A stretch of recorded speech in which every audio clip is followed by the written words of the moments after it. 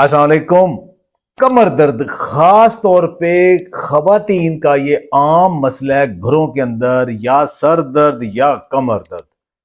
Doctor साहब, ये क्यों कमर दर्द इतनी होती है और उस कमर दर्द को कम कैसे हम कर सकते हैं, खास तौर पे खवातीन घरों के अंदर? अच्छा सर, घरेलू खवातीन ना सारी फैमिली को टाइम देती हैं लेकिन अपने लिए स्पेसिफिक टाइम नहीं निकालती। इसमें एक जो आम क्लिनिकली देखा जाता है कि खवातीन में आदत ये होती है कि एक ही दफा काम करके फिर रेस्ट लेती हैं।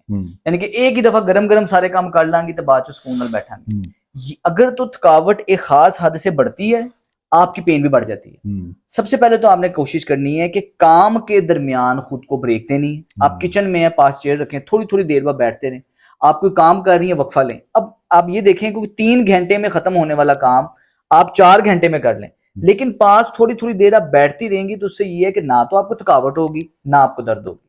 दूसरे नंबर पे खसूसन जब भी हम घर में सोफे पे बैठते हैं, सोफा हमारी कमर का दुश्मन है। अच्छा, इसका मतलब बैठने के लिए सोफा ठीक नहीं है? सोफा आइडियली एग्रोनॉमिकली हमारी कमर के लिए नुकसानदेह, ये हमारे लिए बैठने के लिए बना ही नहीं है। अच्छा, इसका मतलब सोफे को अवॉइड किया जाए, अवॉइड करें देर तक। अगर कोई थोड़ी देर के लिए कहीं बैठना तो बैठ ले।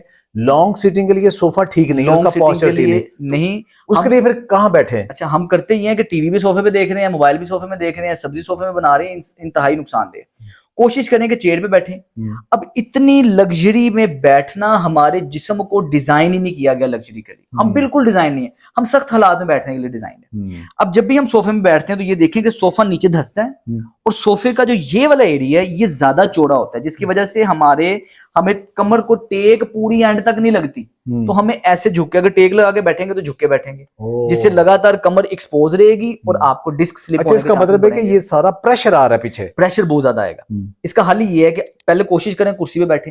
अगर मजबूरन सोफे पे बैठना पड़ गया तो आपने कुशन 3-4 रख के पीछे रखें, ताकि आपको थोड़ा सा इससे दीवार से, इसकी टेक से दूर होके बैठें, ताकि आपकी कमर को सपोर्ट मिले, आसानी रहे। इसके अलावा जितना मर्जी अच्छा सोफा होगा, आप नीचे धसेंगे, जिसकी वजह से आपके घुटने ऊपर आ जाएंगे, हिप नीचे आ जाएगा, कमर में प्रेशर रहेगा। तो कोशिश करें कि गद्दी वगैरह रख के बैठें और थोड़ा बैठें, उठ के चलें फिरें, लेकिन ज्यादा कुर्सी मतलब है कि हिप जो है ना, वो एरिया आपके घुटनों से ऊपर रहना चाहिए, ऊपर रहना चाहिए। और वो तो कुर्सी पे रहेगा, फिर वो सिर्फ कुर्सी पे रहेगा। ज्यादा सोफे पे ना बैठें, कुर्सी पे बैठें। इसके अलावा कुछ खड़े होके आप अगर डे टू डे में ये वाली एक्टिविटीज करती रहती हैं तो सब्जी खड़े होकर तो काटी जा सकती है ना? खड़े होकर काट सकते हैं, और आप खड़े होकर काट दें, टेबल पे किसी चीज पर वो सामने रखा है, किचन में आजकल तो किचन बने ही ऐसे हैं, तो खड़े होकर भी सब्जी काटी जा सकती है। बिल्कुल, आप खड़े होकर सब्जी काटें और कभी बैठ जाएं, कभी खड़े हो जाएं, लेकिन जिस्म को ब्रेक दें।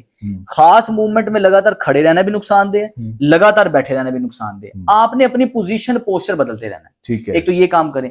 दूसरे नंबर पे कुछ ऐसी वर्जिशें हैं, अगर घरेलू खवातीन घर में रह के सिर्फ और सिर्फ 5 मिनट लेट के वो सोने से पहले एक दफा कर लेंगी ना, उन्हें इंशाल्लाह कमर की दर्द कभी नहीं होगी, ना डिस्क स्लिप होगी, ना चुक पड़ेगी। और ये साइंटिफिकली अप्रूव्ड एक्सरसाइजेज हैं बैक पेन के लिए, दुनिया की सबसे बेहतरीन एक्सरसाइज। तो ये नीचे मैट पे या चारपाई के ऊपर या पलंग के ऊपर एक्सरसाइज हो सकती है? पलंग के ऊपर सबसे बेहतरीन है, बेड पे कर सकते हैं। अभी करते हैं, आ जाइए, बिस्मिल्लाह।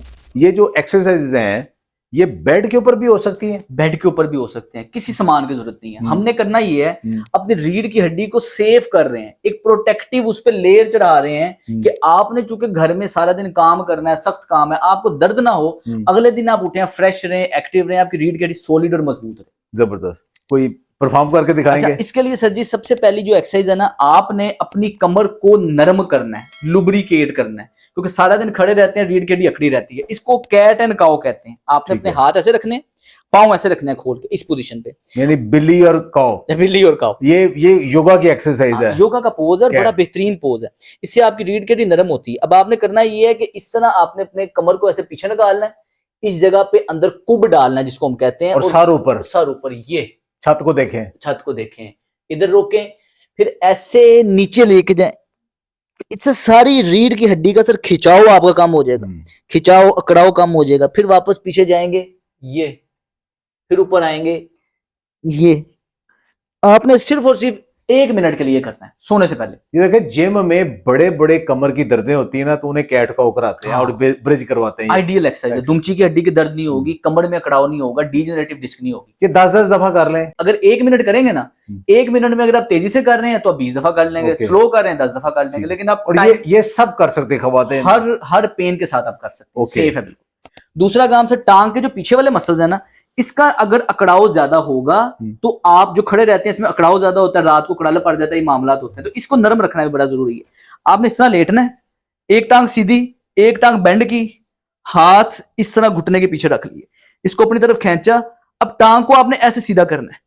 ये जैसे ही मेरी टांग सीधी हो रही है मुझे पूरा खिंचाव नीचे आना शुरू हो गया। ठीक है। अब इस खिंचाव को मैं चेंज भी कर सकता हूं। अगर मैं पंजे को अपनी तरफ खींचूंगा तो मुझे पूरा एड़ी से लेके पूरी टांग तक खिंचाव आएगा।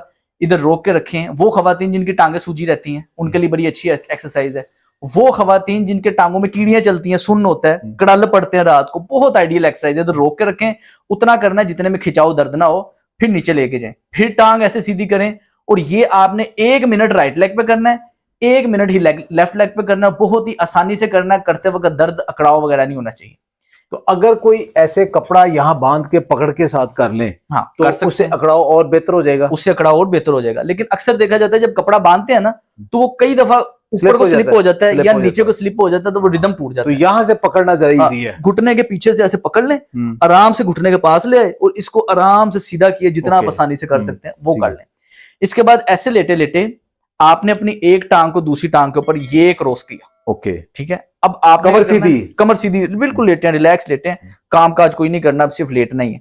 हाथ ये जो मेरा लेफ्ट लेग को मैंने क्रॉस किया, राइट हाथ को घुटने पर रखा, ये वाला बाजू ऐसे किया, इसको ये लेके गया। इससे क्या हो रहा है, कर ले कमर, यहां से पूरी कमर में स्ट्रेच आ रहा है।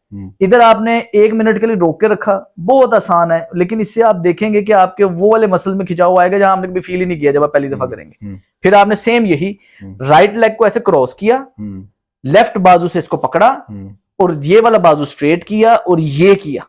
और देखेंगे जब ऑपोजिट साइड पे तो इसका इफेक्ट और रिजल्ट जरा आपको बेहतर मिलेगा। लास्ट एक्सरसाइज ये है, इस पोजीशन में लेटें, घुटने फोल्ड करें, अपने हिप को ऊपर उठाना है और हिप को टाइट करना है, स्क्वीज करना है। यानी कि जब आपका हिप ऊपर उठेगा, हिप अगर टाइट होगा तो ये आपके हिप के मसल मजबूत होंगे।